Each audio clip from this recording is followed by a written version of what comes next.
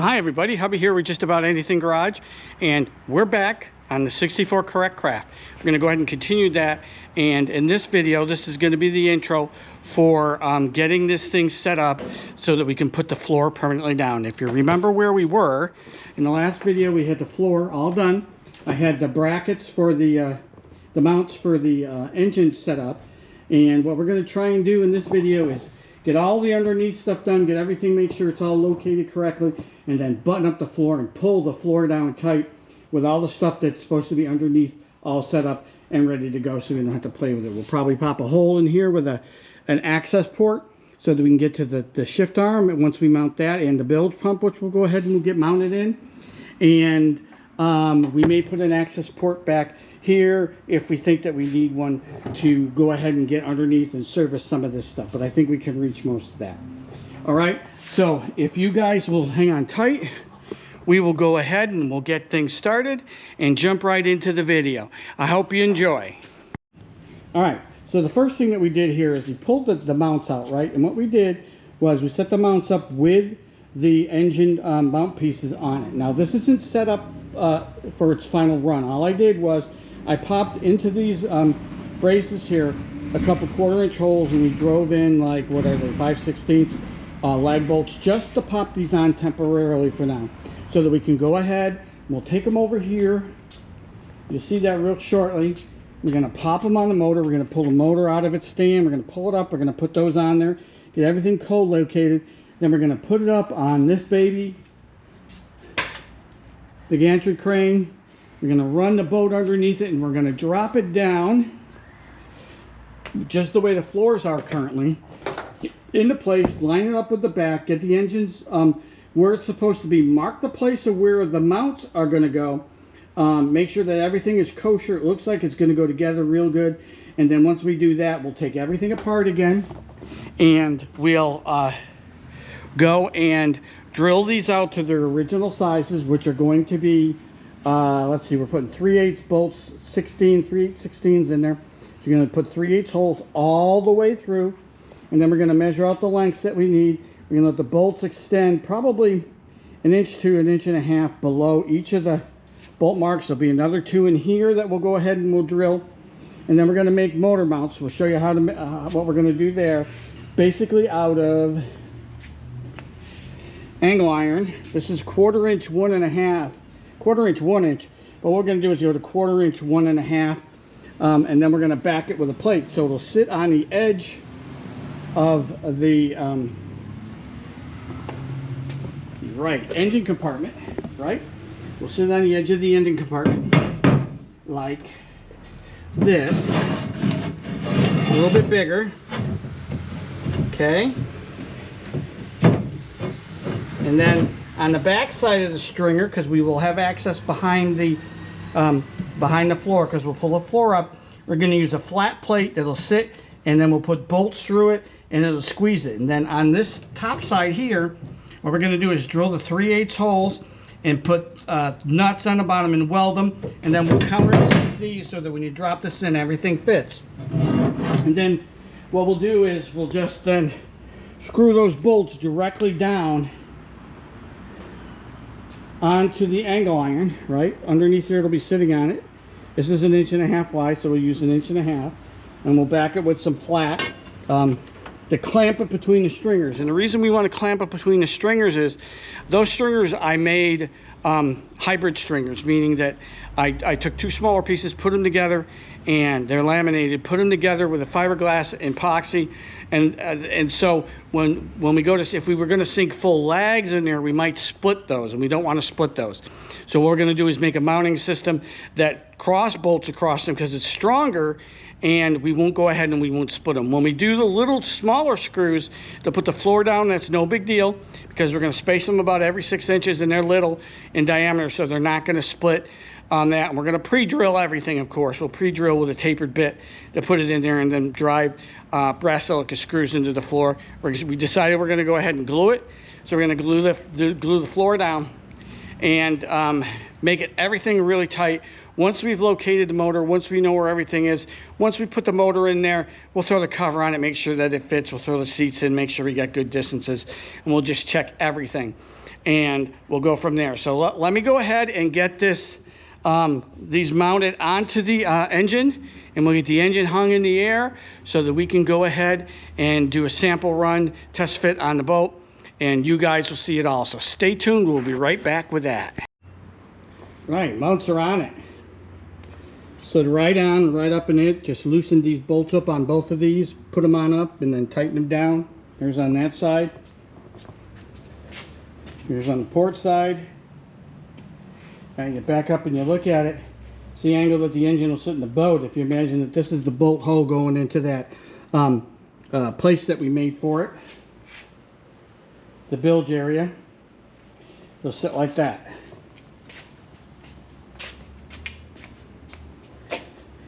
All right, so next up, we're gonna go and wheel the boat in over here. We're gonna raise this up a lot higher. We're gonna drop it into place, get it positioned, see where we line up. If you note here, this is about the width of the stringer and where it sits on that. So we may have to do a little work because I want it fully seated. This may or may not, looking at it, slide.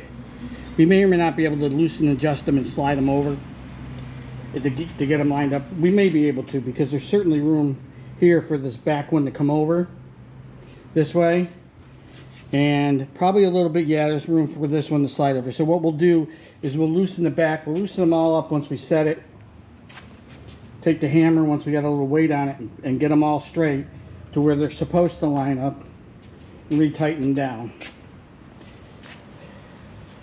once we have them in place. And then we'll make sure that we go on to the coupler on the back here. You can see it pointing in the right direction. Hopefully it's at the right angle. If not, we adjust the screws on all of these to do that. I'll put a feeler gauge in to make sure everything lines up.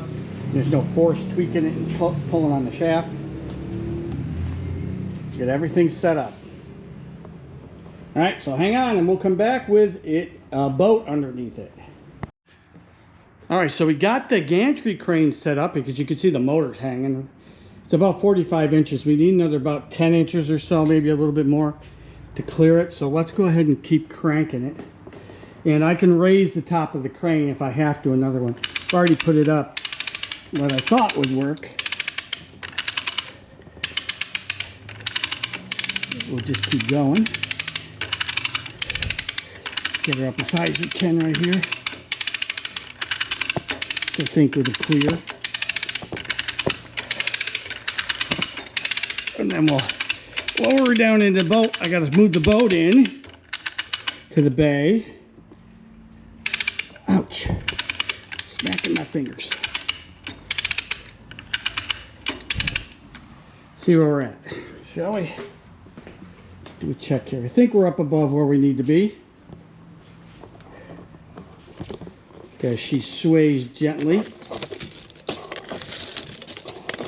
This is an easy crane to use because, where are we at?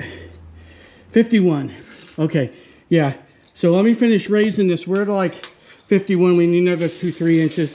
We should be able to get that without any real problem. Then I'll move the back end. We'll get it positioned. I'll bring you guys back in and we'll go ahead and we'll reverse action here and lower her in, get her positioned, make sure everything checks out all right. We'll be good to go. So hang on and we'll be right back.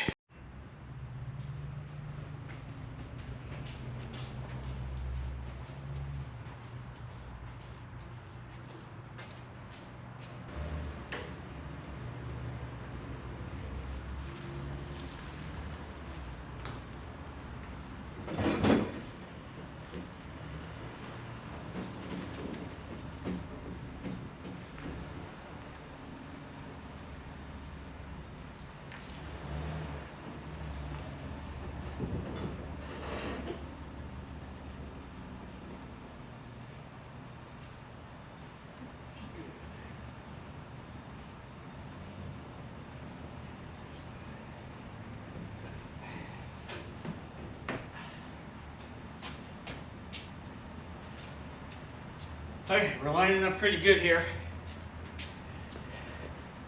Look through the viewfinder. Not too bad. We got to do little things. I needed to get a power assist because I got a little incline coming in. Then I get it up level and then I'll switch it back to the hand control because it'll be much finer.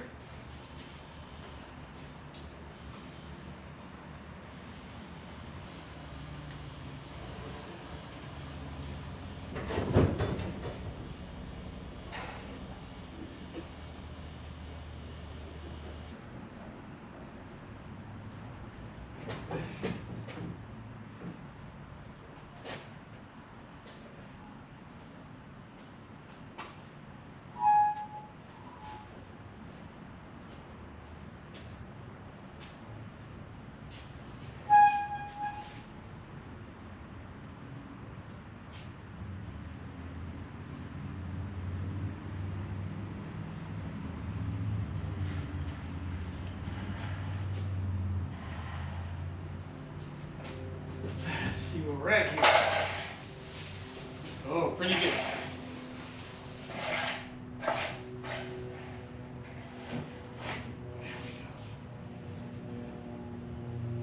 I had to go back a little bit more.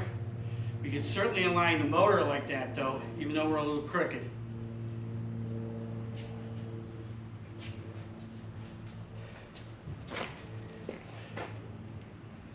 All right. I'm going to go ahead and let me just get everything finally set up. We'll bring you inside and we'll show you us dropping her into place. Hang tight. All right, let's start to lower. We're going to get her lower, then we're going to turn her. Then we're going to have to go back and forth to get her positioned. So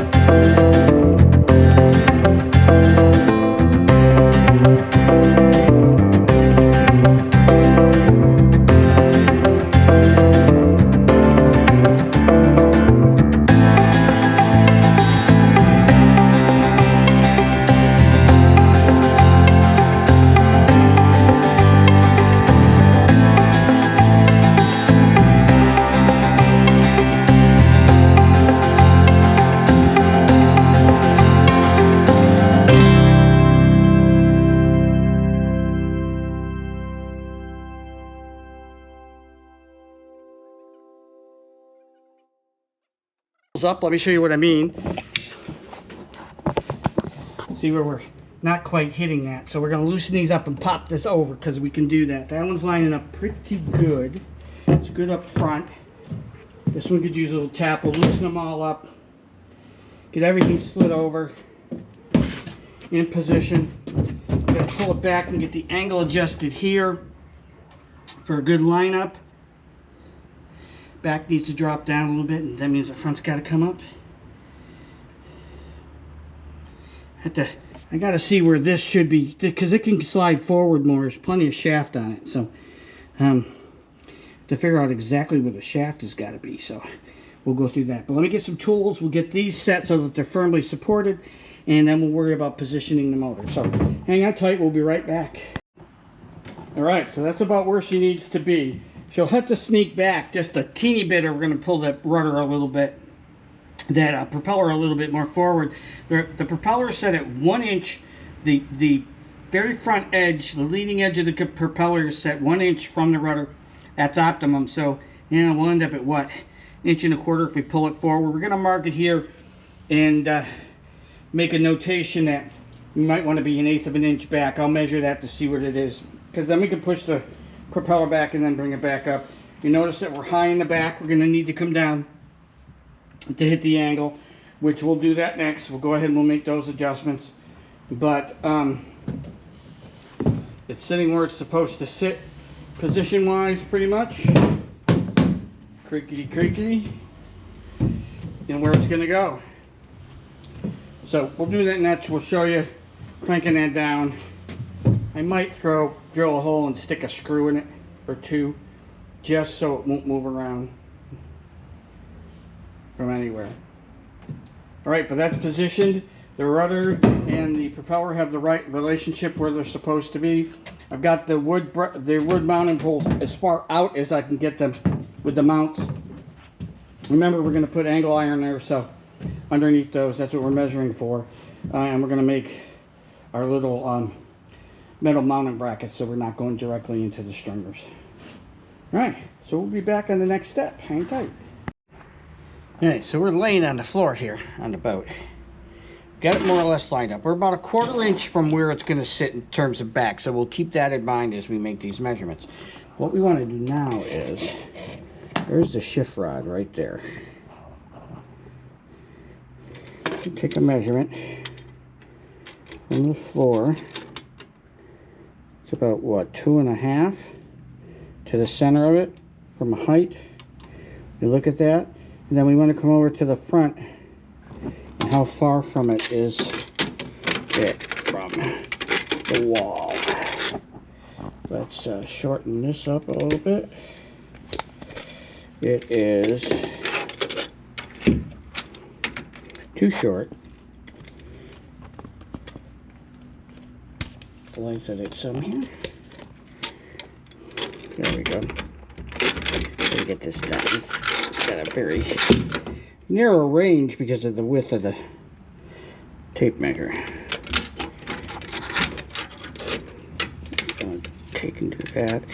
We're looking at about 5 inches. Come on. Come on.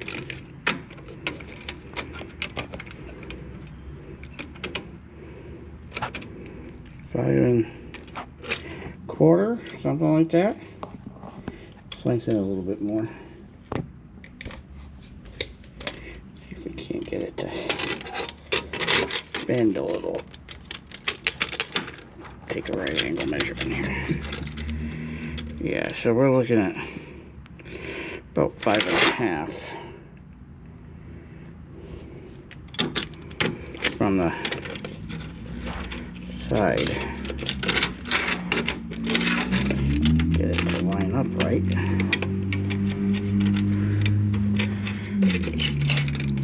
Alright, I have to move you guys. Let's lay you down, chip you right back. You guys can come in like that, so I can manipulate this a little bit.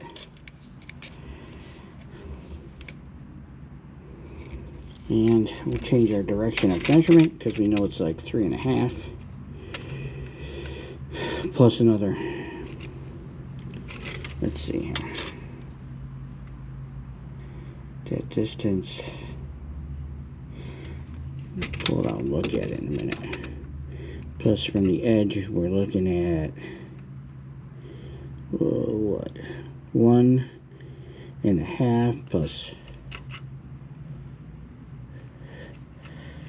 1.5 plus another inch. So we got to add 2.5 inches to this. Okay, so let's get some light on this.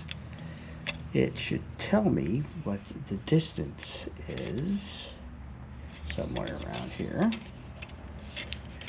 for the width of the tape. We can add 2.5 inches to it. Oh, come on. They all have it. Printed right on it. Fine. We'll make that measurement in a minute. So we gotta add 2.5 inches to whatever the width of that is.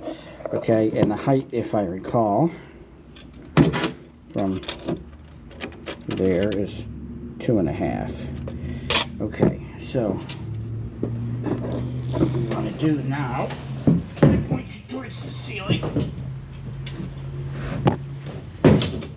Let's get up here and then this end,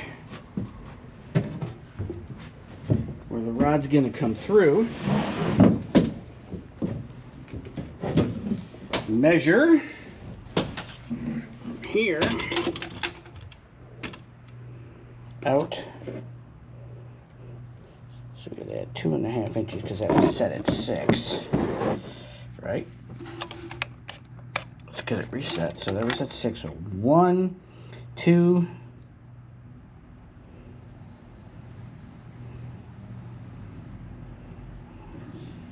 2.5. So right at the edge of the fiberglass and about 2.5 inches up.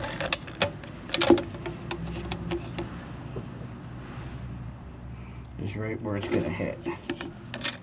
Alright, so let me go ahead and confirm my measurements and drill the hole, and then we'll try it and we'll push it through and see out where that shift lever comes out up front. So hang tight, we'll be right back. Alright, so the shift lever is in the correct position now. As you can see, we have the rod running underneath here, in through the bilge, through that hole. We drilled a 2-inch, so we had plenty of room. It goes and it connects to the back. We've already shown you that. It's lined up with the same distance in the front and in the back. Now, the motor is going to go back another 1/4 inch. We can't push it back because the coupler has to be lined up and put together, so there's another 1/4 inch play. So this will slide back another 1/4 inch. When you do that, this is tilted. I don't know if you can see it in reference, slightly back. It'll go slightly forward when we do that, which will be okay. And everything works. It goes into gear. You can hear it clunk, and it's positively engaged in forward, and then it comes out, and then if you push it all the way back, it positively engages in reverse. So when it comes back, it won't be quite back so far, and when we pull it back, this will straighten up a little bit more, because it's got to go 1/4 inch. It'll pull this bar back with it 1/4 inch into the back. But that's in place. We know where that hole is. The next thing we'll do is we'll come up here and we'll do the steering. We're going to clean it up a little bit, and then we're going to hit it with some paint, tape up, hit it with some paint, and then put the thing back in and run the rod around with the cable, get the cable into the back so we can figure out how we're going to hook it to the steering, to the rudder back there.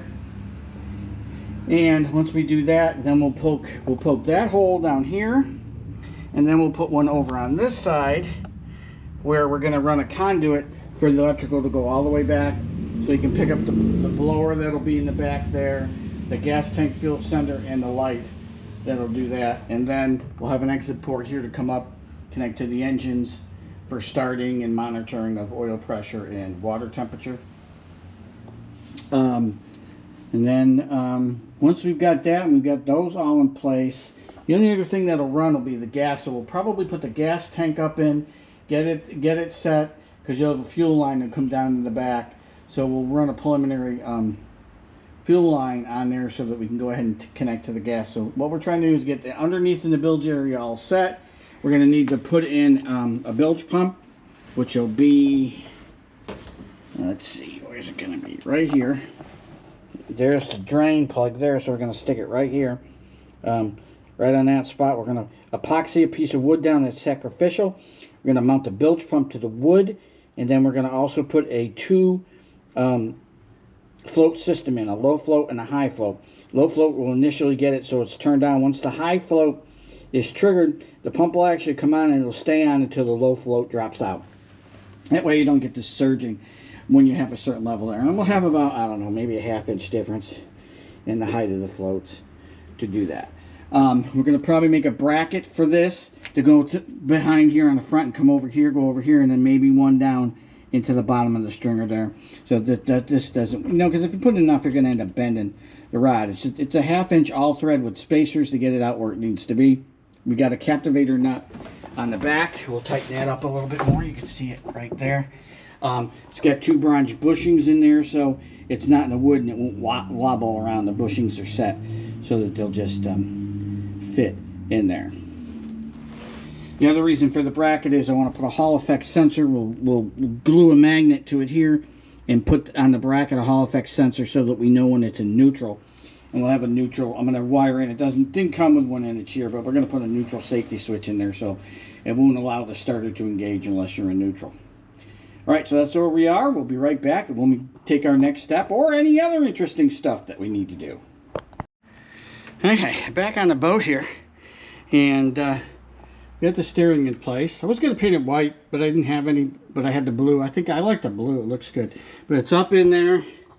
Let me tilt you guys backwards. We'll go up and take a look. Hopefully you can see up there. I don't know, it's pretty dark. But it's all connected, and it comes down, and it rolls underneath here. Comes down on the opposite side of where it's going to hook. We put a big 2-inch hole in here. We got a 3-inch conduit, a 3/4-inch conduit, which will take all the wires that we need to run back. It's going to go across and get attached. This is at full lock left turn right now.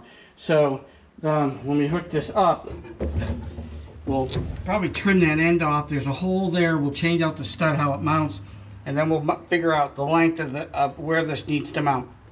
So we get full lock to lock turns and everything is secure. That should be a piece of cake. It's going to run underneath the motor, which is not going to be a problem. And then the conduit will attach up in here. So it's away, and that'll be in good shape. Now, what we're going to do now is go ahead and put this floor piece in and see with that cable, because we got to pull it back so it's underneath, and then you're going to have an angled piece, remember, that's going to go up and hide everything in the back there. So we're going to have to figure that out. So this may have to come back more, and we may have to play out more cable. But let me go ahead and set you guys up, hopefully not precariously here.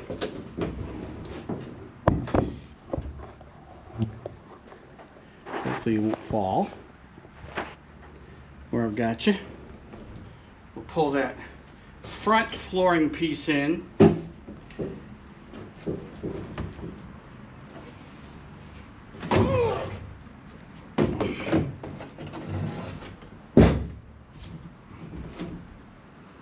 Go ahead and drop it into place.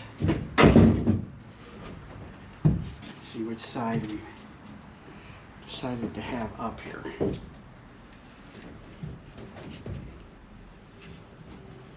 And of course I didn't mark it, but I believe this is the bottom side.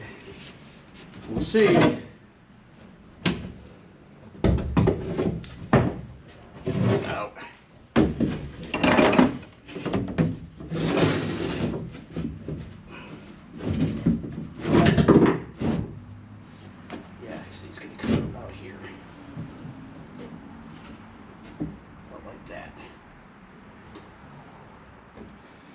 And then we'll have the angled piece going up. So this has got to come back some more.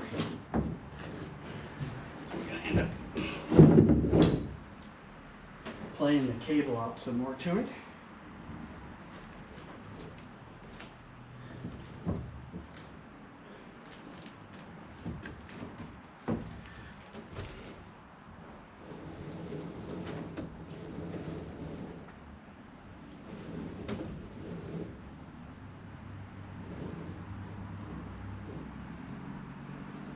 Okay, so that's played out. The full lock to lock.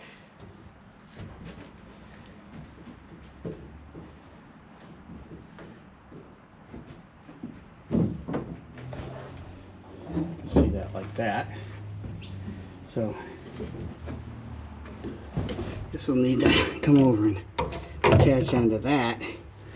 Right, this will be over here, attached to here, and if we have to, we'll put a we'll rig up a tubing so it can slide in and out of a tubing that's similar to the size of that to extend it if we have to, for in and out, so it doesn't try and kink up on us when you try and go in the opposite direction, when you're trying to go full lock in that direction. But we shouldn't really have an issue. We'll make it so it'll flex out. If we use, like, not quite a Schedule 40 because it might be too tough, but a lighter piece of PVC to complete it, we can slide in and out of that. We can put standoffs here right at the right angle so it pulls in and out to what it needs to be. Let's go ahead and turn this full lock the other way.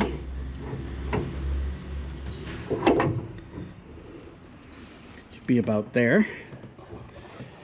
Look, that's probably more than full lock. That's probably there because it goes out to that, probably right there because it goes out to that corner for there, so that would be full lock in that direction. Let's wind it up a little bit. Till we hit mounting point. Be right about there. It'll be full lock in the other position.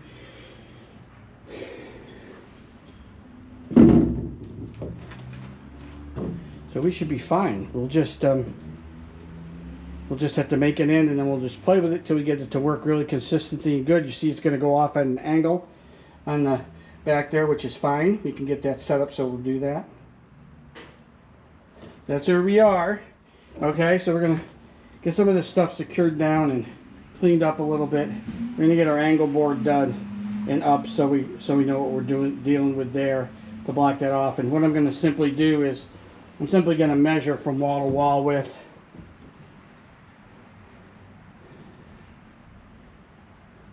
At a couple spots, the bottom, and then up, I don't know, 6 inches, up another 6 inches, up another 6 inches.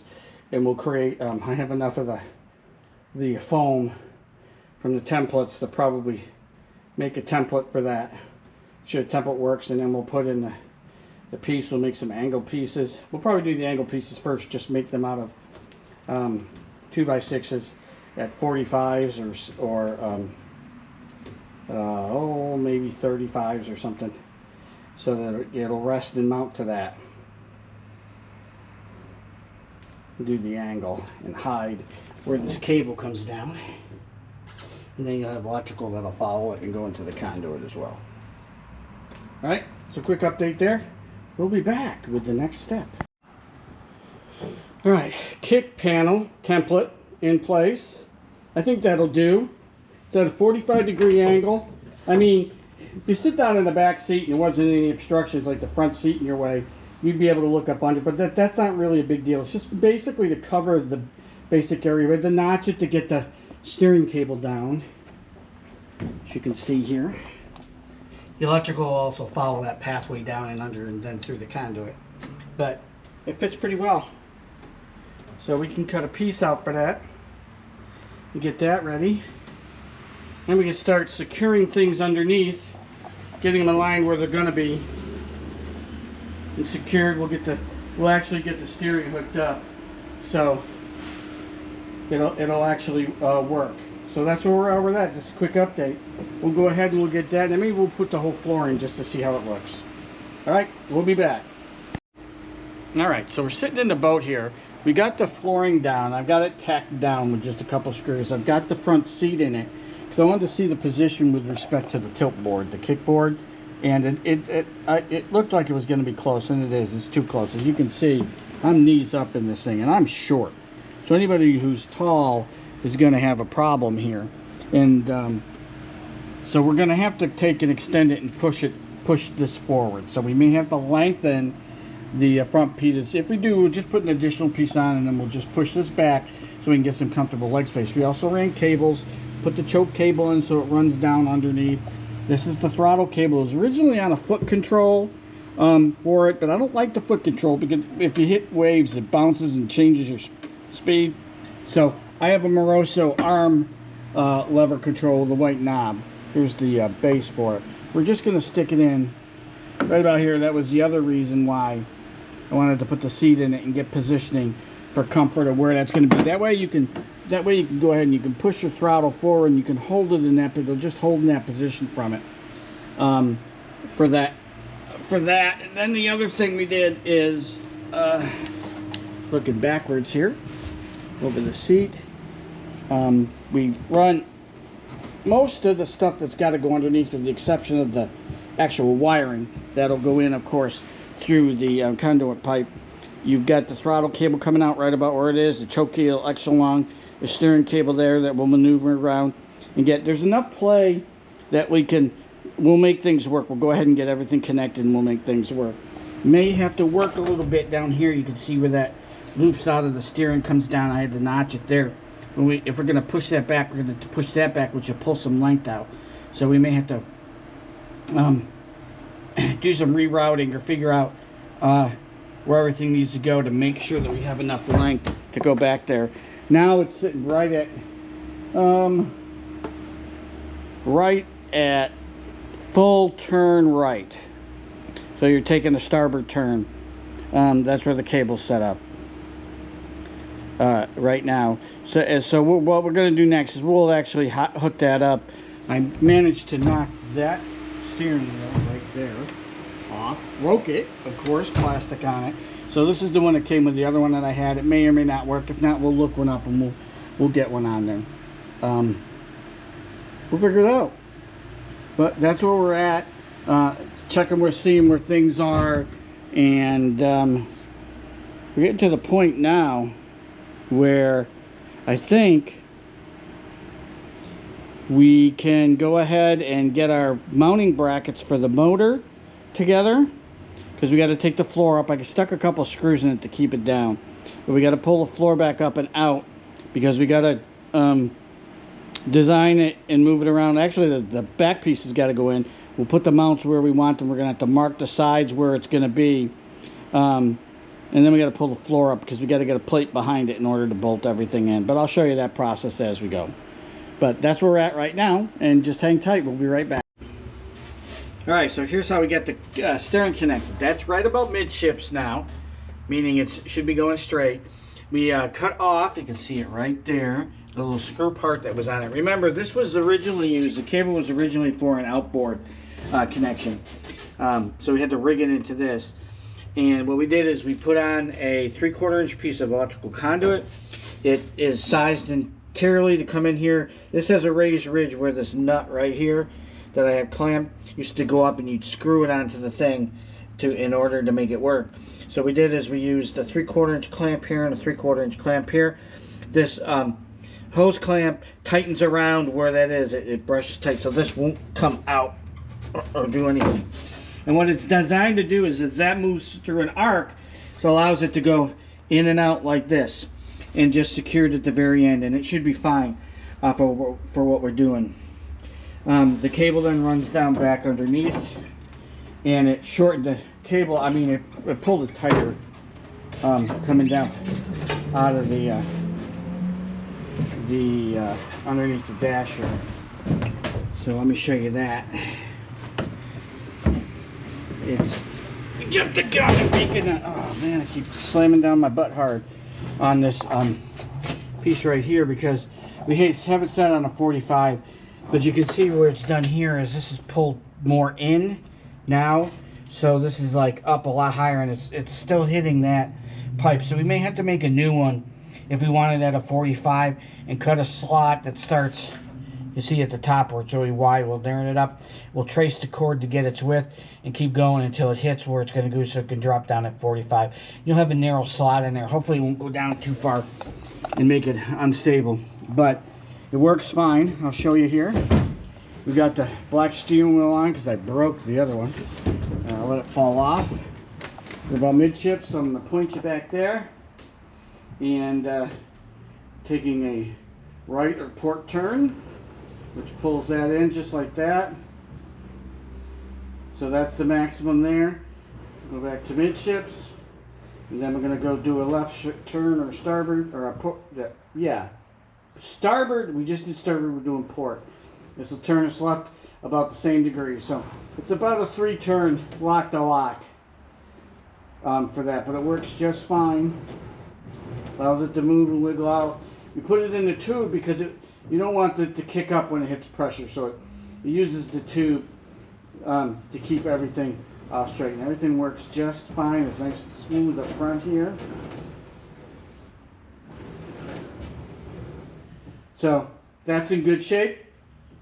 We got that. We're going to secure the conduit to where we want it so that we can run the electrical. And I'm going to go ahead and we're going to fix this under here. We'll get that all stained, not stained, but waterproofed with clear penetrating epoxy sealer. I've moved it back, like I said in the last segment here, so it's fairly comfortable, and we'll put sufficient blocking in. You know, we might even keep it up this high.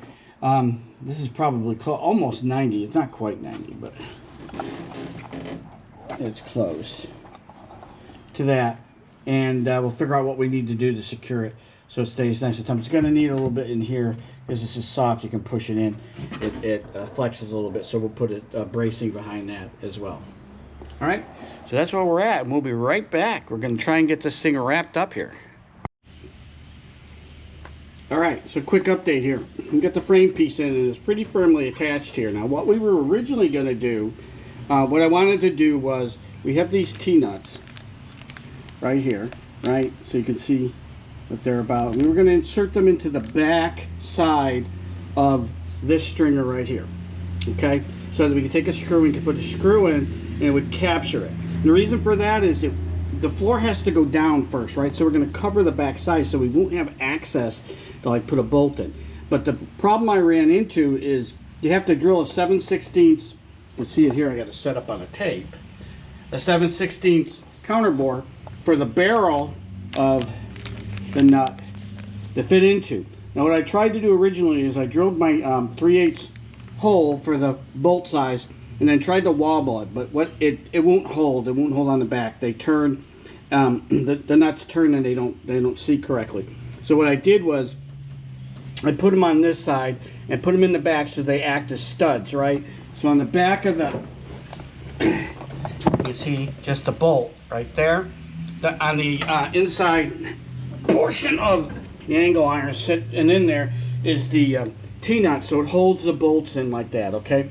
Now, that works fine. So what it's going to force us to do for the mount is I was originally going to put, going to drill the holes where the wood supports come in. You saw those. And then what we were going to do for each of the holes is drill the 3/8 holes for where they go in and then weld the nut. But we were going to do it from the underside. So it would come all the way through the bracket, connect to the nut, and then we would punch holes in the top of this to countersink so they would fit in there, right? Well, we're going to do the same thing now, but what we're going to do is we're going to put them on top, and what we'll do is we'll countersink. Remember the brackets that we made, the wood brackets that can't come down all the way to the thing, and they're slanted at an angle so that the motor mount tips. We'll put them on the top side, we'll weld them on to the top side where all the bolt holes go. When we drop them on, we'll drop them in, and what I'm going to do is I have 3/8 threaded rod that we'll take and we'll thread in and make studs here. And when we do that, we'll drill the 3/8 hole down into the stringer about 2 inches, 2.5 inches. So, and we'll drive them all the way down and leave them high. We'll put them on, and then we'll screw them in from the top, the studs in, so that they'll be there. And then we'll cut them off and we'll cap them and we'll do it that way. That way, what we're doing is we're transferring the load instead of, let me pull over to this stringer. Usually what you do is you take a lug and you drive it into this. But because these are the way that I made these, you could crack them or separate them, and we don't want to do that, right? So we're just going to go ahead and we'll drill the hole. We want the majority of the force and the torque from the motor to be taken here, and this is right, I mean, it's right on the stringer. It isn't going anywhere. it's going to be good. So I will show you here in this next segment coming up how I did that. You know, we'll show you. What we basically did is, this is 1 3/8 inches down. We just divided it by 5, put it in 1 inch from each end, and then divided the space evenly, and then used it as a template to drill the holes, and then countersink, and then put the T-nuts in, drive the bolts in from the back, and just have them coming out, so that when we go to build, because we got to put the floor down, then we'll be able to put the floor down and permanently attach it. Then we can slide these on with the holes already attached. We'll have them drilled and all ready, and then we can place the motor on it. And it will take it up here rather than the stringer, although they will be in the stringer. It's just that the stringer won't have any of the force. The metal bracket will take up the force. All right, so that's where we're at. Let me go set up, and I'll show you how we do that, give you a little show, and we'll keep this thing moving on. All right, so we've got our freshly drilled piece. We've got it lined up where it's supposed to be. There's little marks here that represent where the edge of the wood pieces go, and then these overlap an edge. So we just set the edges over an inch on each side. So now what we're going to do is we're just going to take a couple of clamps. I'm going to do the center first, right here. Put it on, and go ahead and clamp it in there. We keep it in. Go ahead and take this one, clamp that one on this end, and another one on this end. Now we have our spacers in there to simulate our floor, to make sure. All right, so that's nice and in. Now we got these holes here already marking. So what we're going to do is take our drill, like we have right here. We're going to go in through the hole. Is that 3/8? That should be the 3/8 drill. One in there. Let's check. I drilled it out at 3/8. I grabbed the bit. It's showing a little less. Let's understand why. Alright, let's see if these bolts go through. If they don't. Yeah. I mean, it's drilled out 3/8. It's just it needs to be wobbled a little bit going through there. So we're good. So we're going to take it. Make sure that we're aligned straight and up.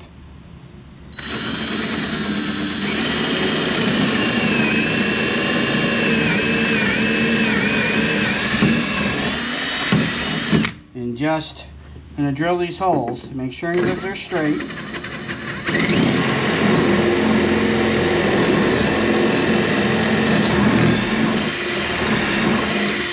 And we did the other ones, we set it such that the holes had a pretty good spacing on the stringer. So we're going too close to the top.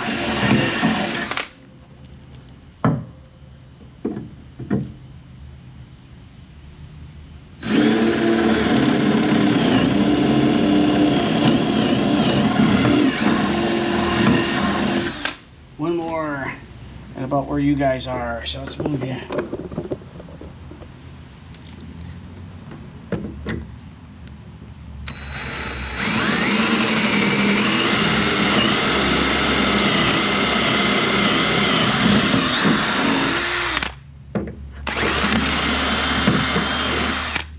Okay, so now we're going to switch off to the counterbore bit for the 7/16. We're going to pull that off and counterbore them so that we can go ahead and get the countersink, I should say. Mount the nuts up.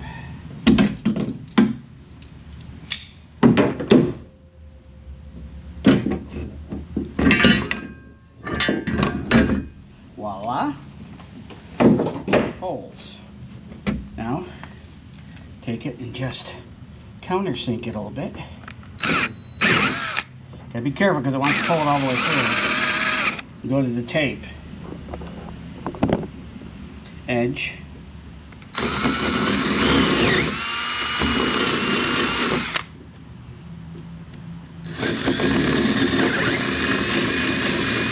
Reason we're doing that is that when we do the T-nuts, they have a barrel that has to fit in here so they'll seat correctly.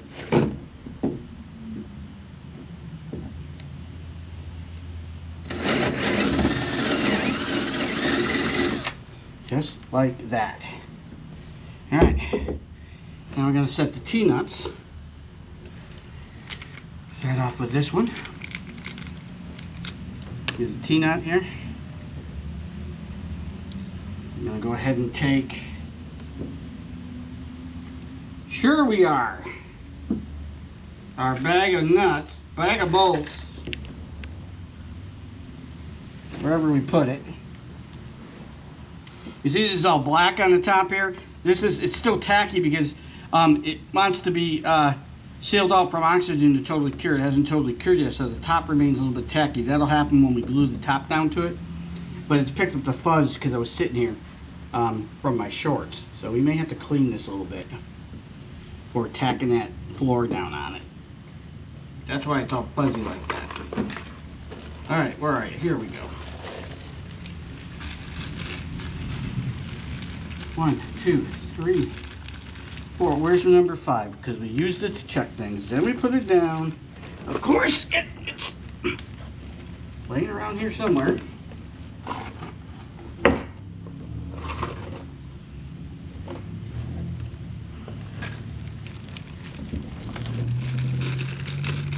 I'm gonna have to go hunt a bolt. Of course.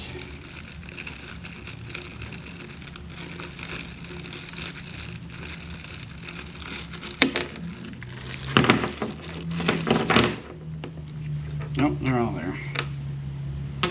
Get washers for them.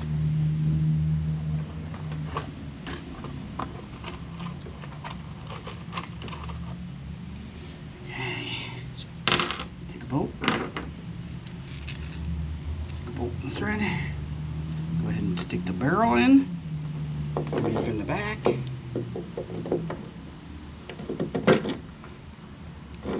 that. Go ahead and turn it on it.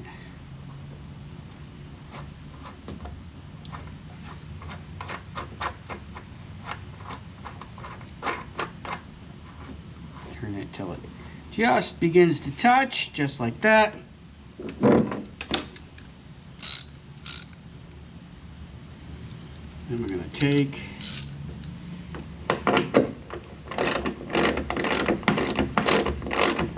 tighten the mold up.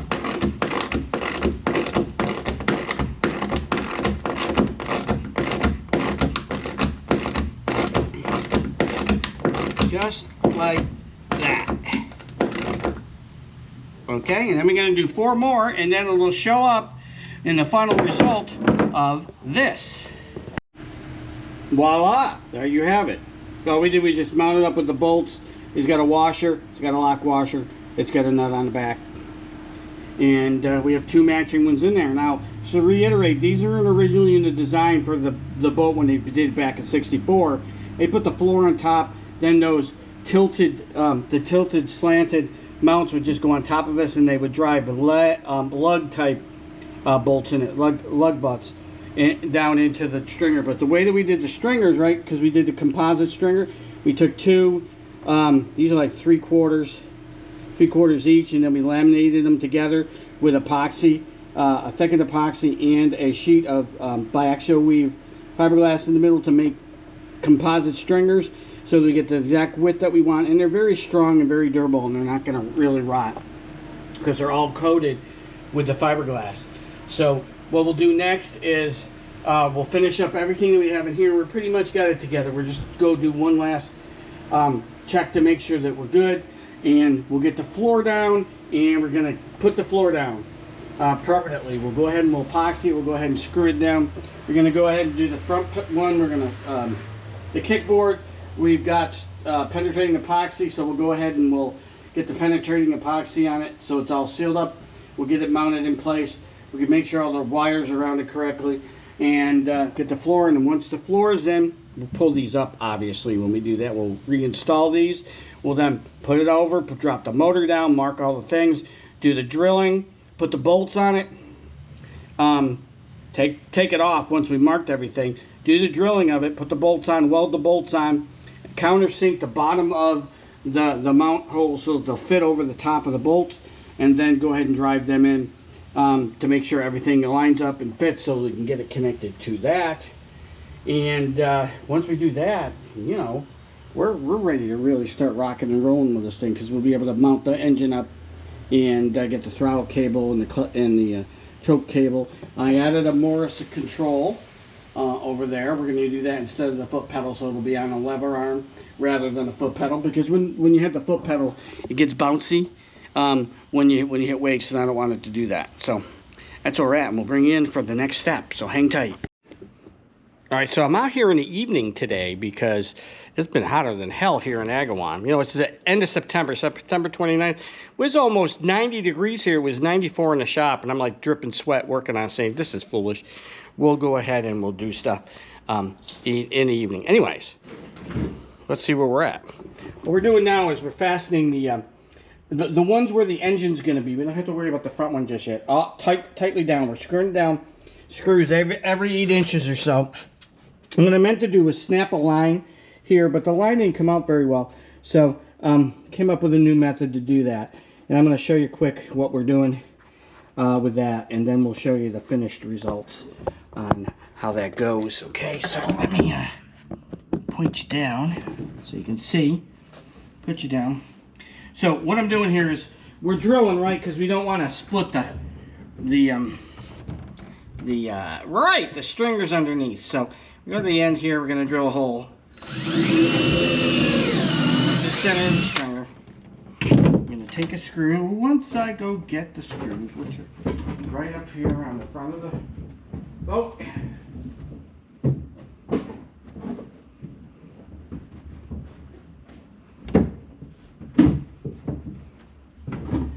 Okay. And now we're going to stick a 2-inch wood screw in it. These are standard construction screws, and it'll be sealed up, so you don't have to worry about it too much rotting out. Most of the way down. And we're just going to take the string here that we have, find the end again, wherever it is, right here. And wrap our string around this like that. Get the screw gun.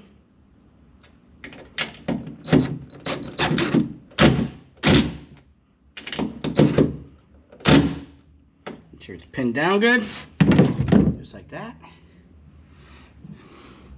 Turn you around.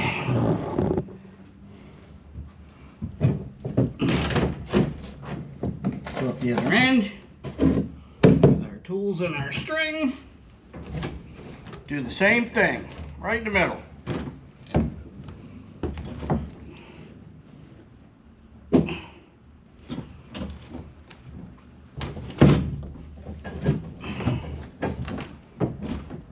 Sorry for the wobbliness of the boat.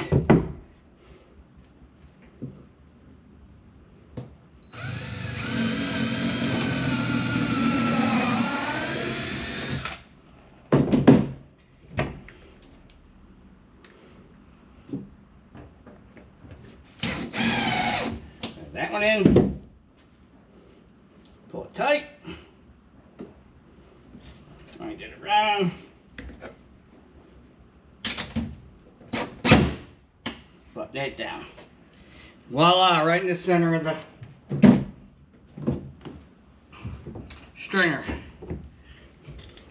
This is set for every 8 inches.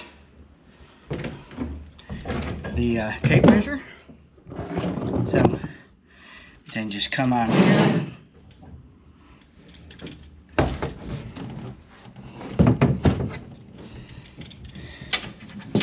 put that at right about there. Go right down next to it.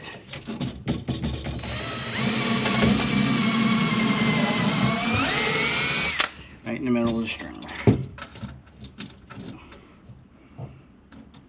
Down next to it.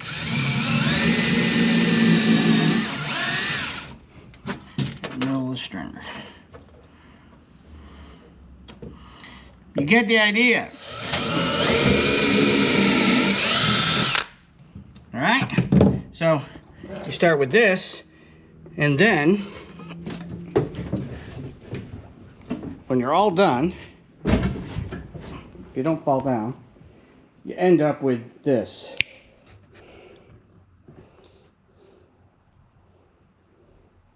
Just like that.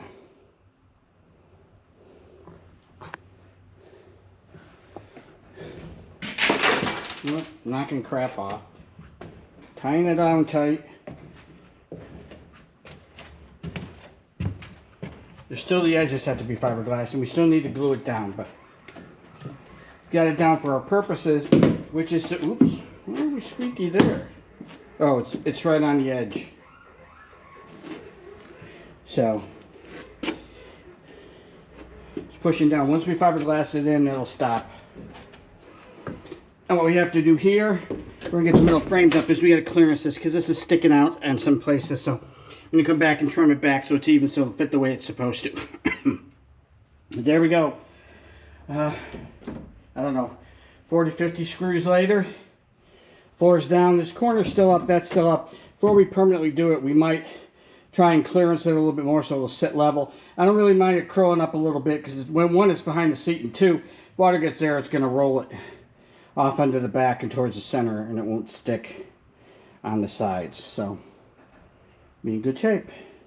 All right, we'll be back with the next step. Stay tuned. Okay, an update. We got the engine supports on, and they've went on. The one on the starboard side here, that slides right on. But I think we're going to do a couple things.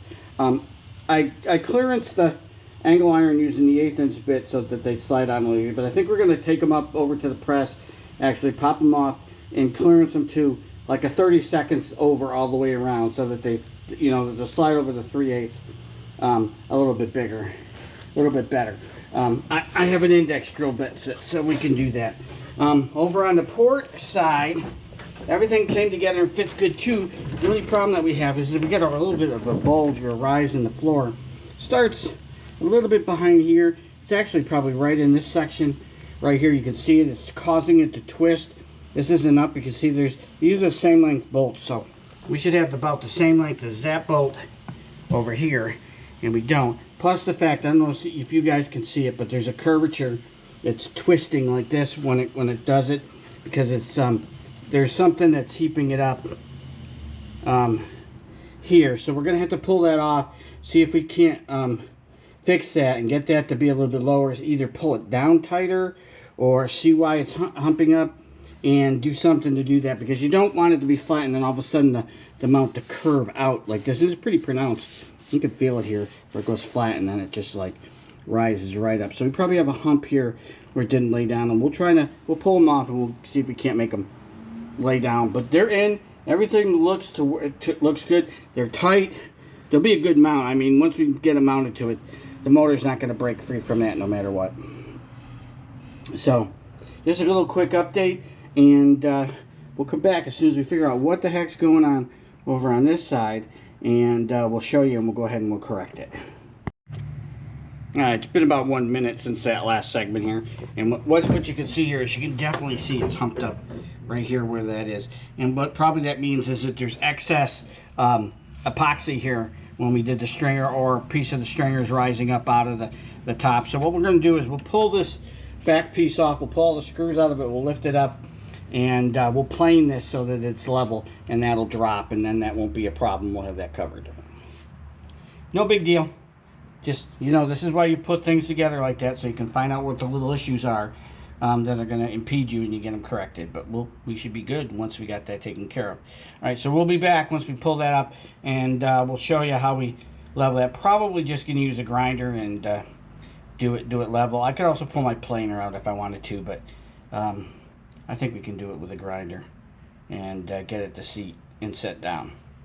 All right, we'll be back. All right, so much better. What it was is down here, from about here to about over here, the laminate was up above. When I put it together, I must have let the laminate slip a little bit up. It was up above where the flat of the surface was. So I just took this is what I used to get the sides, because you know we had to trim up the sides a little bit. I used this to smooth the sides down. We'll have to reseal everything, you know. I'll have to pull these up and reseal it, but not a big deal. But now it's sitting absolutely flat. It's in really good shape. Matter of fact, it may be just a tad bit high here, but that's because it sits on there. We'll get it to pull down when we go ahead and glue it. We'll put some extra screws in it, but it's sitting flat now. You can feel it. It's nice and flat. So we got that problem taken care of. So we're gonna go ahead and put this together, and we'll pick up cleanup, and we'll get the motor reset. We'll get the holes drilled, or get them marked so that we can pull them off and drill them, and get this thing ready so the motor can be put into it and get lined up and everything like that, and we can move this project right along here. All right, so we'll be back. So how about an update? Okay, we got the motor set. We got some fine adjustments we need to do on it. I'm going to talk to you about that in just a second, but it's in here. We're really close to being aligned. I've been adjusting the motor mounts to line it up, and as you can see down here, we're really close. The front has to drop a little bit more to close that. You can't put any up or sideways force on it. It has to line up naturally. So these bolts right here need to come in from the back of the rod coupler and thread without any issues, and then you can jiggle them loose. So we got to get that. The issue that I'm running into with that is I cleaned all the tops up. I didn't know if I'd have to adjust it downwards anymore. But on this one, you can see I've got the vice clamp is a little grody here, and I can't get this. It's tight and tight and tight and tight, and we hit it with heat and stuff. So I think what I'm going to do is I'm going to get the slack now. I think what we're going to do is put a little pressure, pull that up, get pressure off this, take off the top piece, get this up high enough that I can pull the bolts out and pull this out. We'll take it over to the bench, and we'll get this to move up this way, and then we'll thoroughly clean it so that I have the full adjustment range, because it just needs to go down. This side's doing fine. Over here it does what I want it to do. It's just this side needs to do more in order to line it up correctly, and we're super close. We're within, I don't know, an 1/8 to a 1/16 of an inch of being where we need to be, and then we can adjust the side to side just by tapping the mounts to make sure it's where it is. And so what the plan here is to actually connect it, get it so we know that we're lined up and where everything's good, and then go ahead and pull all the bolts out for the mounts. Don't take the mounts out, just let them sit. Pull them out, drill 3/8 holes into the wood, hit the metal part, leave a mark, leave a mark, leave a mark. We're going to put one in here as well, right in the center of this, to help mount it. So we have 1, 2, 3, 4, 5 bolts on each side, mounting it to the metal mounts. And then we'll take everything out. We'll pull these brackets off and bring them over to the drill press. We'll go ahead and drill the holes. We'll go ahead and we'll put bolts with nuts in there, and then we'll weld the nuts on. And then we'll countersink the wood parts while it's up in the air. Take it off, countersink, because everything will be pulled apart at that point. We'll countersink the wood so it'll fit over the nuts. When we do that, before we put the nuts on, we'll take them, we'll attach the brackets again, and we'll use the holes we just drilled as guides, and we'll drill down into the stringer with that about 2.5 inches or so. So when we put the bolts in, and what I did is I threaded rods so we'll make studs actually. We'll wind the studs in so they go into the stringer through the nut on that, and go from there. All right, so that's where we're at. Just wanted to give you an update, and we'll be back. So it's being somewhat uncooperative, so we got to take out the big guns to get this off. It shouldn't, it went, you know, tighten easy enough. All right, let's do off. We got to hold this to make sure it doesn't turn on us.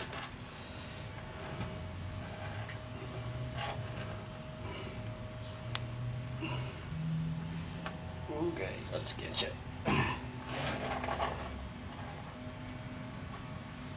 My goodness. Oh my goodness. What is your issue? Really?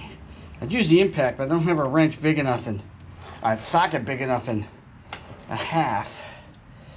I may have to break out the 3/4 inch drive air driver. It'll stick up right off. What is this doing? It shouldn't be doing that. All right. I'm gonna get out the induction heater too. I don't understand why that's so tight on there. It shouldn't be. Let's grab the induction heater. Hit it. Get that wrench warmed up. That nut warmed up, I mean. See if we can't get it to break free. It should. It was tightening down with just a regular adjustable, 12-inch adjustable, you know. But I don't want to do that now. Okay, let me get set up. We'll be right back. All right. Get the mini inductor out. Let's heat this up.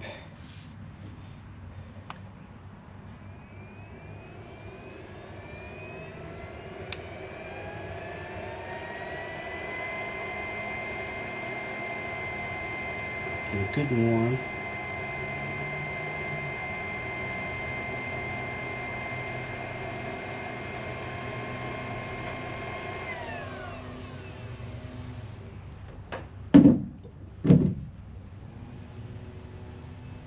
Okay, it's not warm at all. So either I'm not making a connection, or it's not it's steel. It should be ferromagnetic. Let's try this again. Tighten the loops up a little bit.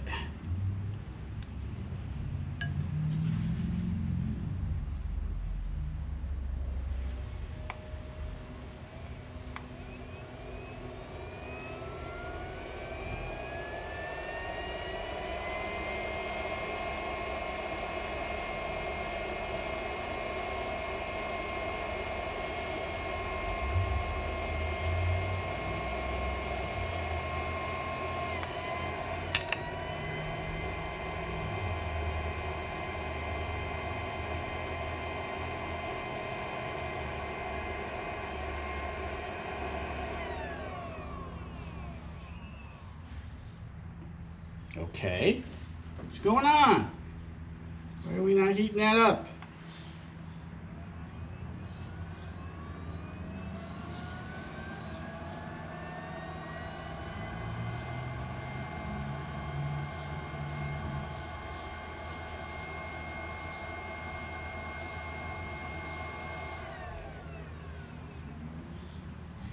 This is weird. Thing works great. I don't know why it's not. Oh, helps if you have them both in there.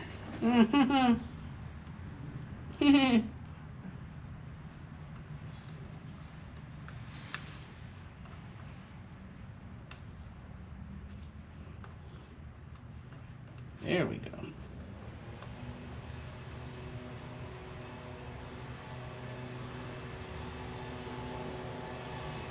Let's try that again. Bet you it works now.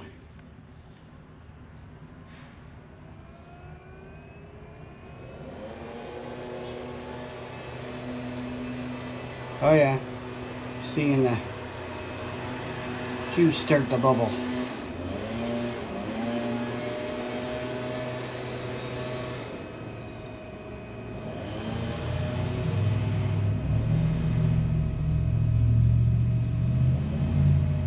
And there's the smoke.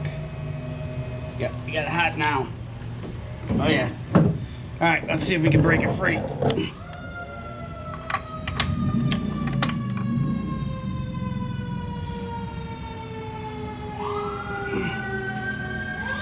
Come on.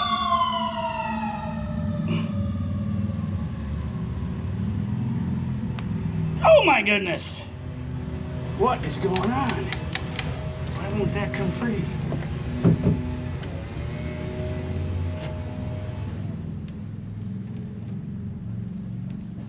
There we go.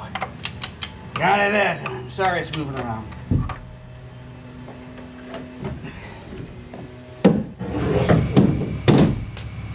should be on the wrench now. Oh yeah, there it goes.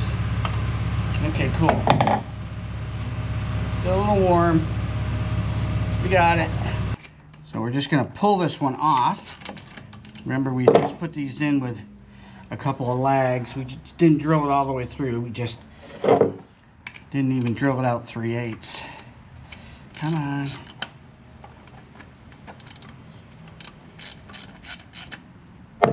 And take this one off. Okay. That's out of the way. Let that rotate with that. Drop this out of there. Just like that. And now we're going to take this over to the bench. I don't know if you can see it or not, but try and get this crap taken care of so it'll go down more. But we'll run it all the way back up and we'll do a super clean on this thing. I hopefully don't need to go down this far, because that's where I had the vicey grippy thingies on there. Alright, so what do you say we head over to the bench? Get you guys straightened up a little bit. Get this set up and get the heat inductor. Heat the living piss out of that. See if we can't get it to go. Now, we're gonna have to set it up. I'm gonna wrap it with a towel or something and stick it in the vise.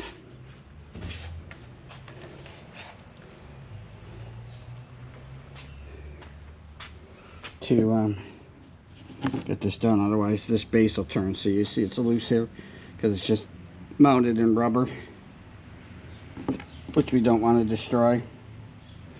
So I'm gonna heat the crap out of the bolt. We're gonna put a towel around this then, and I'm gonna clamp it into this section of the vise, upside doodle, and see if we can't run it.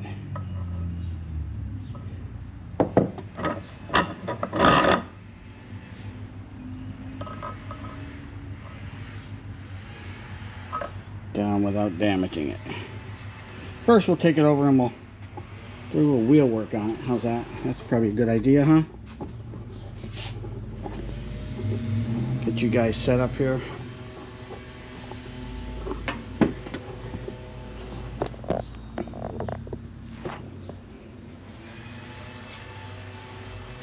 Clean it up a bit.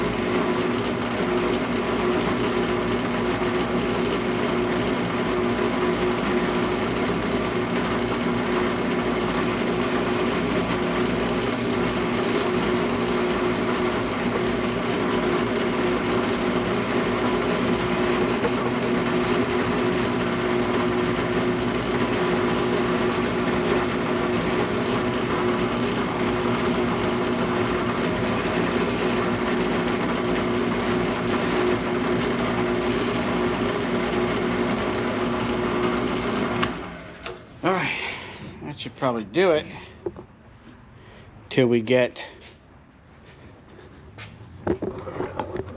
this heated up. Let's go get the inductor and let's grab a quick cloth.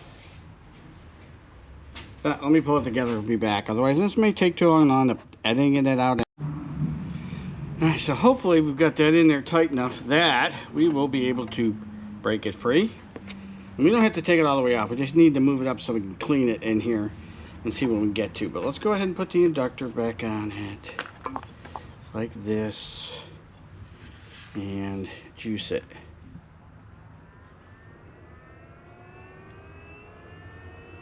Get this hot.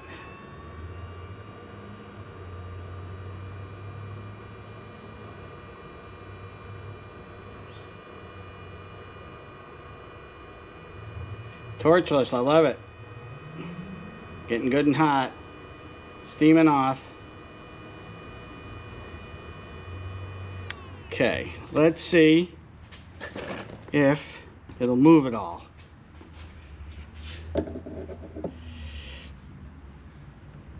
Oh, nope, wants to turn in there.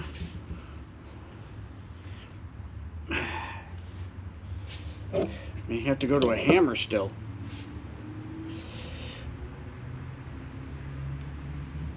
Oh, nope.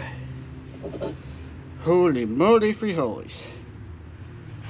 Baby is on there. Okay.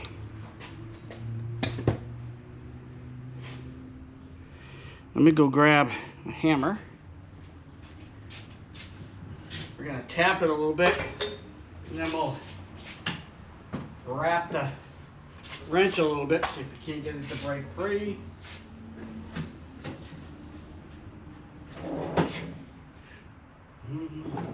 It's a regular hammer.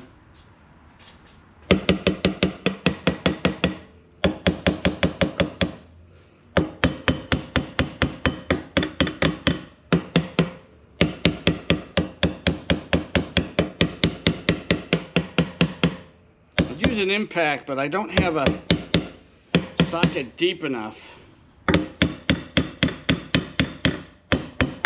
to go on there. So let's heat it. We'll squirt some stuff into it.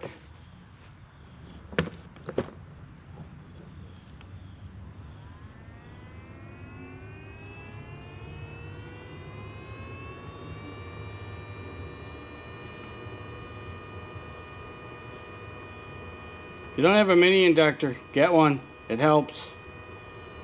I don't know if it'll help here, but it helps generally.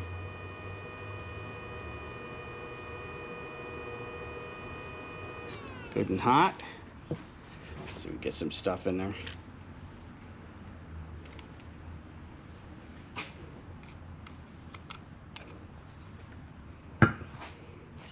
Heat it up again. Cycle it a couple times here.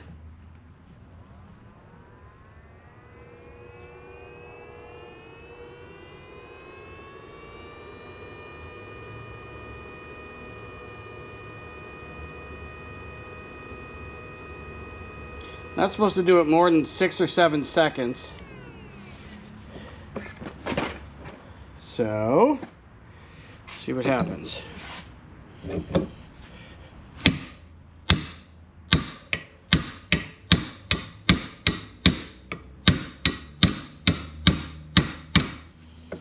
if it looks like it's turning a little bit.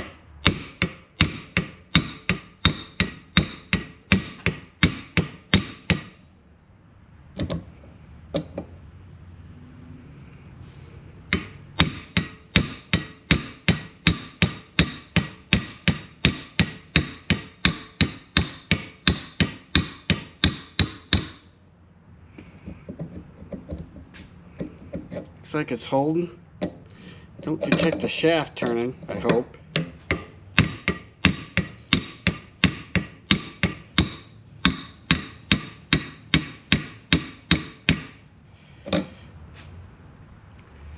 Let's heat it. Let's whack it with stuff again.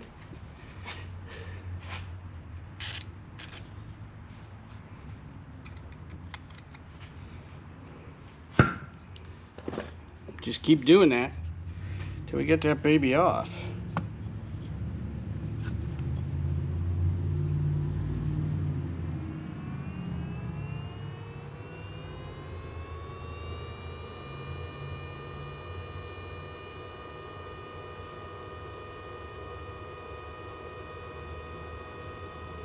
It's nice and smoky.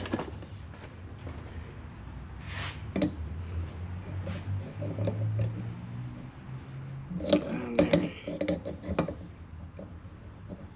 Tighten her up.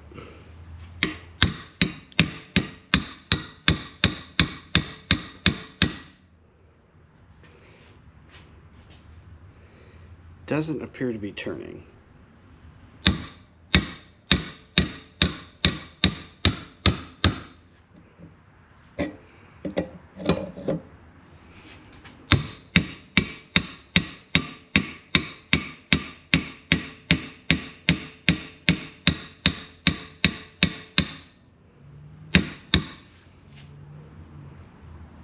Oh yeah, that's turning. All right. Keep that sucker lubed. See if she'll come off for us without breaking, twisting, or otherwise deforming stuff.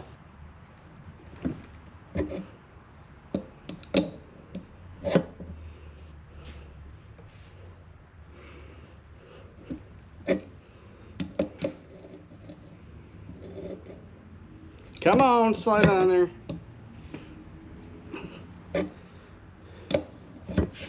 Here we go.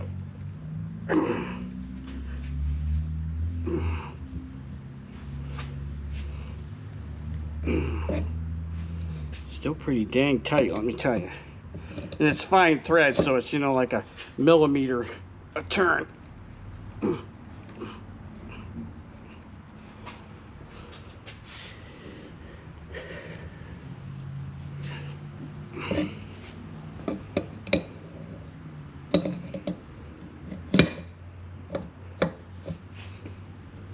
Nope, not that way.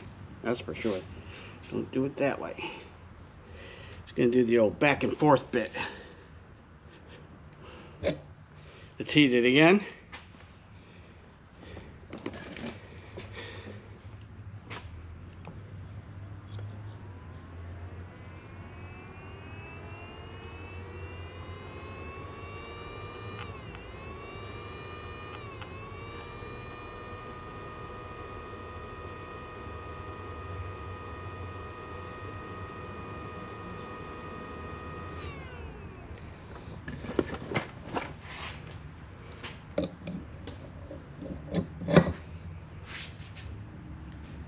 That helps.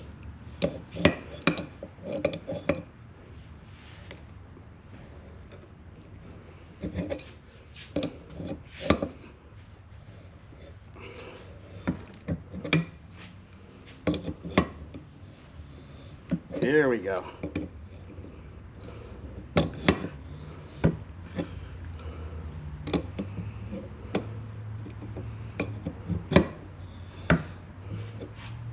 All right, you get the idea. Let me turn it off and then we'll come back, right? No use watching me turning for an hour.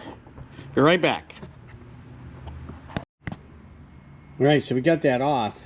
I don't know if you can see it. I think you can in the camera. This is a section right here. That dark section is pretty crusty. So we're going to go in there. We're going to clean that really good. The whole thing actually really good. And then we'll come back with seeing how it is, how it turns on. When we got to the end, it turned right off. It was pretty easy. So we'll clean this up, we'll come back, and we'll show you the results of that. And hopefully we can get this to go down more easily, and we'll be able to get that adjustment height nailed right in. Right, so hang tight, we'll be right back. Alright, so we were successful. It's loose, and we got it back on, obviously. We're going to go ahead and adjust it down some more. Let's see what happens with this.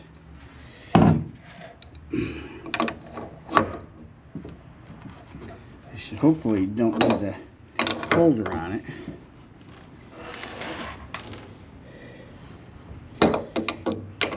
We'll get it to settle in a line, because we can bring it up if we need to.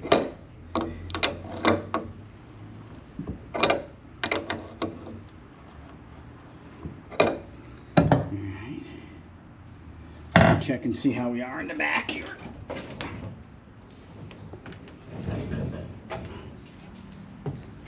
Because these back ones need to lower too. This is still a little high here. But, oh, look at that. Closing that gap. Still got to go some more though. Okay. Got to close this gap back here. So we're going to do the other side, and we'll keep going back and forth until we more or less have it evenly gapped and flush. Then we'll take and we'll adjust these and drop it down some more to see where we get. All right, so let me go do that, and then I will come back and show you guys the results. It's just me turning nuts to line it up. That's all you got to do. So we'll be right back. All right, so we're in. All of them went right in by hand. I still think it could drop a little bit, and I got a little noise on one part of the rotation right here of a rub, but that could just be dirty, and water will come up through the seal. If you look here, right there where that nut is, water will come up and lubricate the shaft there, and we'll set up the seal such that we'll probably have to replace that seal, such that you get a little drip, drip, drip to make sure that it's being properly done. So the bilge will get some water in it, but not a lot. And I'll probably rework this back brace a little bit, because we might want to make an access door. We might be able to just do an access cover door, you know, bring round one right here to do that. Now what we're going to do is we're going to go ahead and we're going to take some measurements, make sure that we're fairly aligned. We got angles where we need to have it, you know. I could put a magnetic base up here and do a run out to, but it feels pretty good. There's no binding or anything, just that noise at that one spot. It could be riding up a little bit or not. There's enough play in it that it should be okay. Okay, so we're going to get up, make sure everything is kosher and good and exactly where we want it, and then we'll go ahead and we'll drill these holes, pull these bolts out, let them sit, drill the hole straight down 3/8, mark where it's got to be on the metal, get everything aligned, and we're going to put the cover on. We're going to put the back seat on because I want to see where the bar up there comes and whether we need to raise it up or move it a little bit. We can do that. So I'm going to hook the shift lever up and check it out, and we'll have to groove that obviously up there so that that can move back and forth, and set its width with washers and spacers and stuff, but we'll get everything lined up. So we're really close here.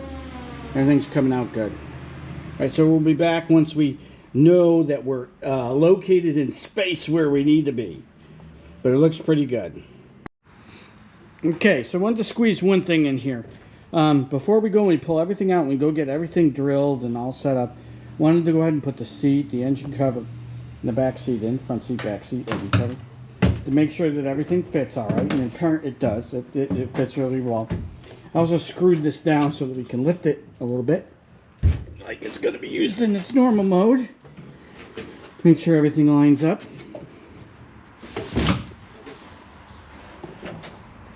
And it does. What I think we might do here, though, what this encompasses it. We might be able to put, like, I don't know, a 1/2 inch by 1 inch wood railing right around this, so that when it comes down, it just bolsters so it can't move side to side. You know, it's only a fiberglass cover, so it gets weak with that. It gets wobbly with it. So, but everything seems to work okay. Everything seems to fit perfectly. Let's go ahead and put this down. And this, we got this section right in here. We're going to go ahead and put a battery box above the shift rod that you can see coming through there. And the battery is sitting there. You'll be able to get to it. We'll put a quick connect, disconnect for power on there so you can turn it on and turn it off. You see with the rods coming up on the seat, which is a good position for it. We are going to raise it. I probably won't move it back much, even though I wanted to do that, because what'll happen is it'll make it tilt in the wrong direction. So number one, and then number two, I don't think we can move it back enough to get out of the current hole where it is. When we move it up, we might be able to get around that. So we'll be cognizant of that if we can, but I'm not too much worried about it. I just think a little bit more coming up out of the floor will be good. It works fine otherwise. You notice where it's sitting back in the hole, so I can't put it in reverse. But what I can do is I can get my legs up over this, right? If you're sitting here, you can put it in forward, so that would make it go forward. This ends up being neutral, so back's got to come back. So we'll slot it when we do that, when we move it higher, and if moving it back, we'll just move it farther back, but it'll also straighten it up. So it's not really a super big deal. But we wanted to do the mock-up real quick just to see where everything lays out. You can see in the back here, they'll have plenty of leg room. You can fit 3, 1, 2, 3, 4, 5, 6. I think it's rated for 5 or 6 people, so we're looking real good here.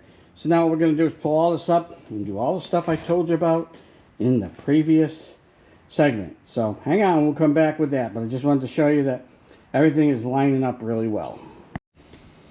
All right, so as you can see, engine's up in the air. We left the mounts on it, but we disconnected it from the wooden mount pieces right here, right? That go right like this. So what we did was, I just took the big long drill and drilled down in here in the two mounting spots and then one in the middle. Wasn't very smart when I put it there because it lines right up with that middle bolt, which is a problem only from the perspective of you can't drill through that and go 2 inches into the stringer because you're going to hit a bolt. But we did here. We pulled the brackets off, brought them over to the press after we drilled through, and it looks like this. This is the other side where we just, we just came through and we just made marks on it. So we're going to take this one off and we'll drill this one over on the drill press so we make sure we get good straight flat holes. Then we used it as a template, and we took the long drill and we measured it out, and it's like 2 5/8 hole to accommodate the thickness of this, so that we're 2.5 in. So we drilled it down. Here's a 3/8 bolt you can use. I'll show you. Push it down in there. It goes into this. Now this one's curved back a little bit. I have threaded rods, so we'll be able to bend the rod a little bit when we do it, so it won't be an issue. This obviously didn't drill this one super straight. That one's pretty straight, and the other two are pretty straight. But because I'm using threaded rod, we'll be able to adjust it. So we're going to do the same thing over there. The other thing we did is we countersunk these holes, as you can see, so that the nuts will fit in there, because we're going to weld nuts to here. We'll pull it off. We'll put a 3/8 bolt with a nut on it. We're going to weld it. Nut, pull the bolt out. Weld the nut, pull the bolt out on each side. And then we'll go ahead and we'll relower it. We'll make sure everything lines up. We'll play with our rods as we need to, because I'm going to use threaded rods and make basically studs that are going to screw into the bolts here, and they'll come up through here. And we'll make them long enough so we can flex to make sure that they mount all right. Give us plenty of leeway. Then we'll relower this motor. We'll hook everything back up and make sure we're good. Okay, so we're going to pop this one off. We're going to go drill on the drill press, come back, use it as a template to drill those holes, and then we can move on to welding up nuts. And we'll come back in and we'll show you that, where we are with that, as soon as we get that done. Let's weld up some nuts, huh? Hopefully, without too much problem here.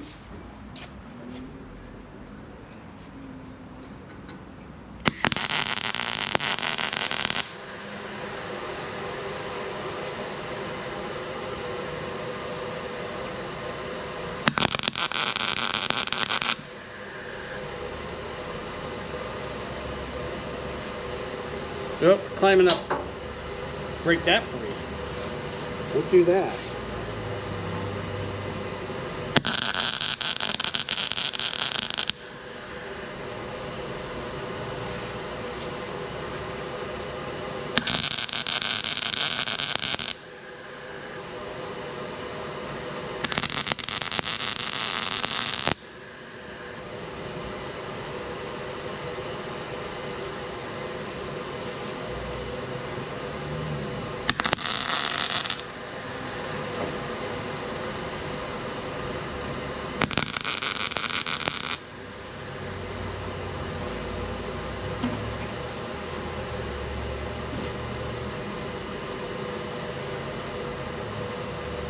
Might be a problem here to grind that a little bit.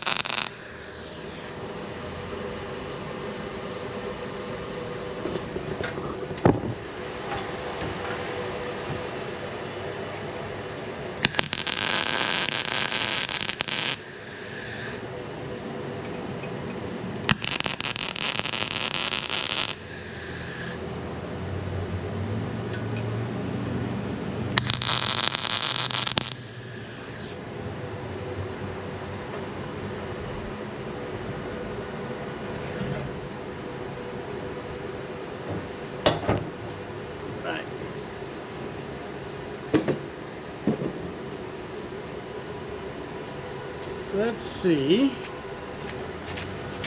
This one might be a problem bringing that bolt out.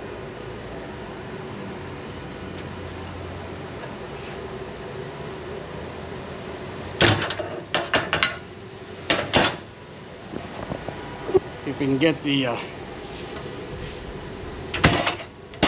ratchet over here and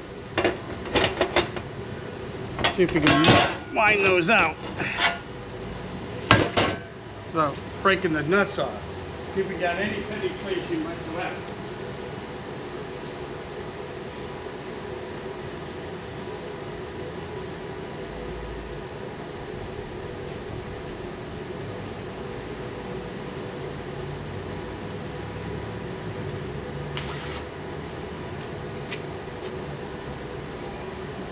Right. See what happens.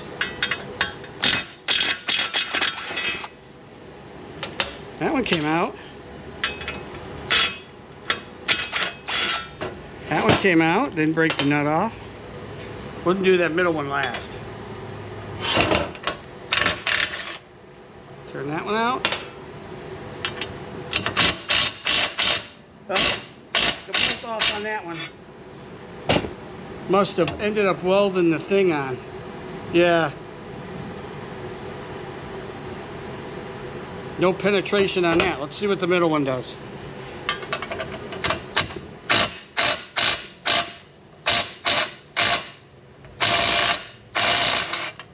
Broke the head off.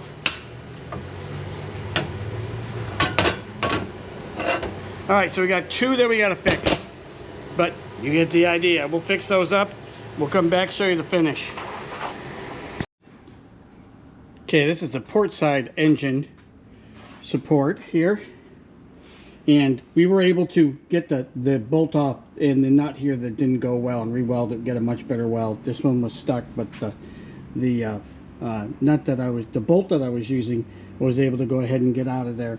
So what I had to do though is they lined up fairly well, but you know, there's always little stuff because we did it by eye. This one isn't drilled super straight, so you can see it's curving in just a little bit. So what we did is we clearanced these with 1/2 inch drill, make it whole so it slides right over. So that's good, and that'll be fine. I mean, it's just clamped, it ain't going anywhere. What we're doing now is we're pulling it down because down in here, you can see it. To get the bolt, right? So I needed to set up in. So we're tightening it down, we're tightening it down, we're tightening it down. Let it leave a good mark. We did clearance it with a 1/2 inch, but it wasn't big enough.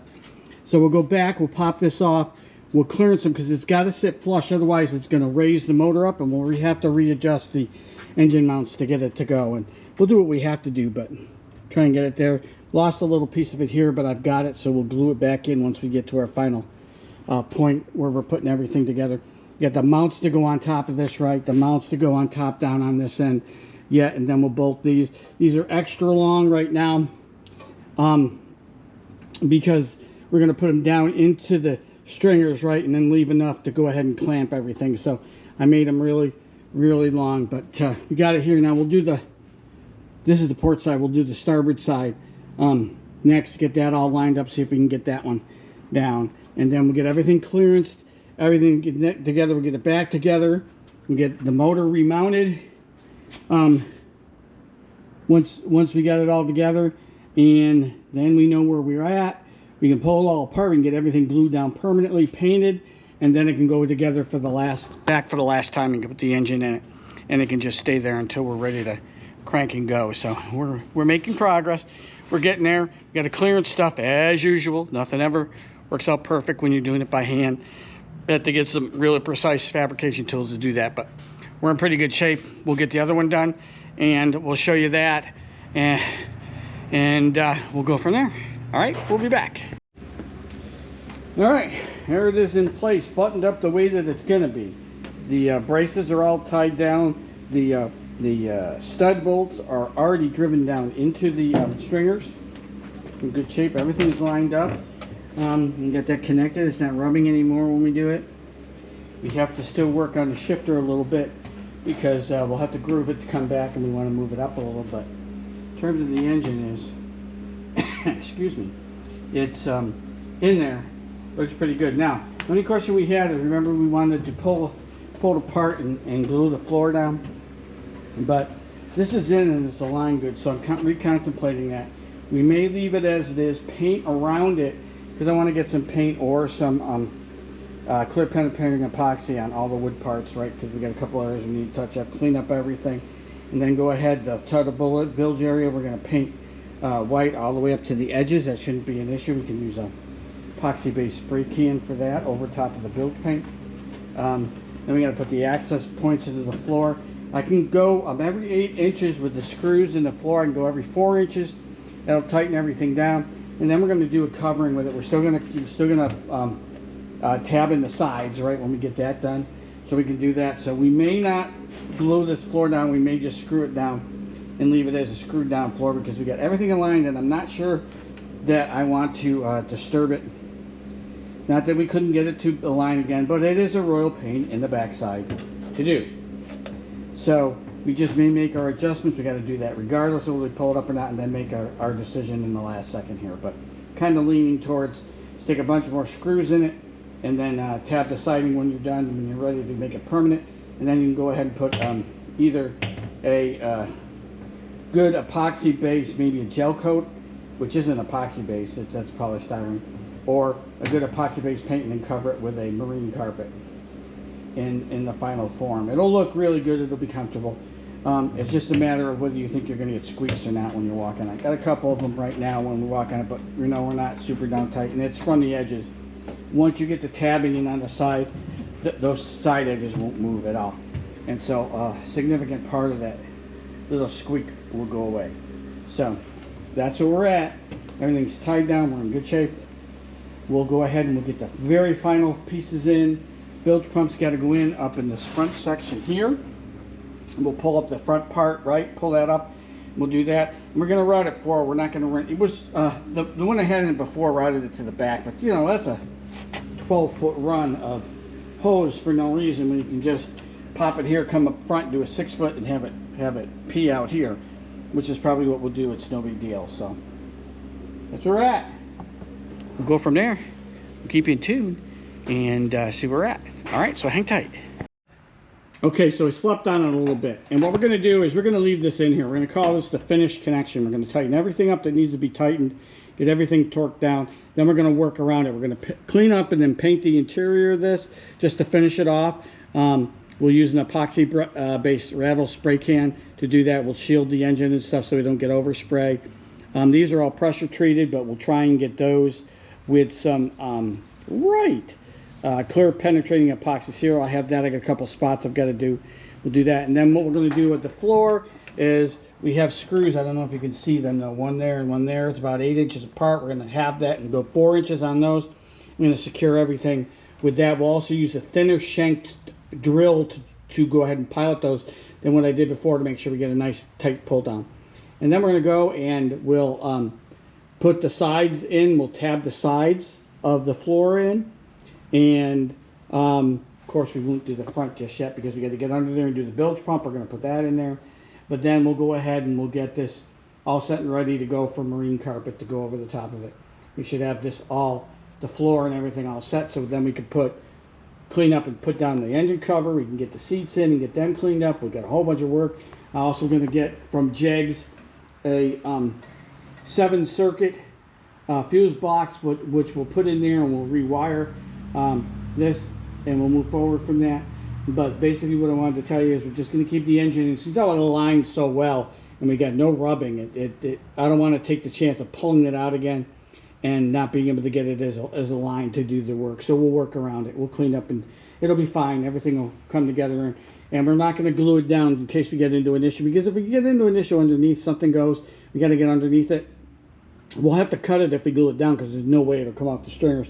If I do this and I have to, I can then pull the engine at that point, and then we can pull the floor up if we have to after taking out a gabillion screws and access whatever the problem is under there. So I just thought that was the better, discretion being the better part of valor.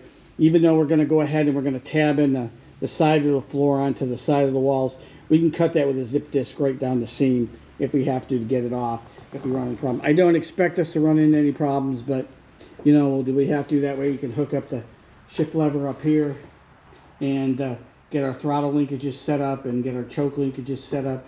We're going to do a little work with that. Like I said, the shift lever, we're going to raise it up and maybe move it back just a little bit, and we'll be in pretty good shape. All right, just wanted to let you know what we decided to do, and stay tuned for that action, unless I decide to end it here and put the rest in, because we've already got 3 hours worth of stuff. So if so, I'll be back to tell you, and you'll see it right after this segment. All right, she's in, she's locked down, all the bolts are tight, and where appropriate, Loctited or have lock washers. The back here has been torqued down and tightened. We've gone and we got these all cinched down, and they've been Loctited, so they're not going to loosen and go in there. We painted in the bilged area to get in there underneath as much as we can get. The only thing we got to do with the motor is then get the carburetor on it, get it hooked up, and that type of stuff. But the motor is in its permanent home, and the bilged area is all set and ready to go. The next things that we're going to do will be the gas tank, which you can see right down there. We're getting that ready. The wiring, we got parts for that.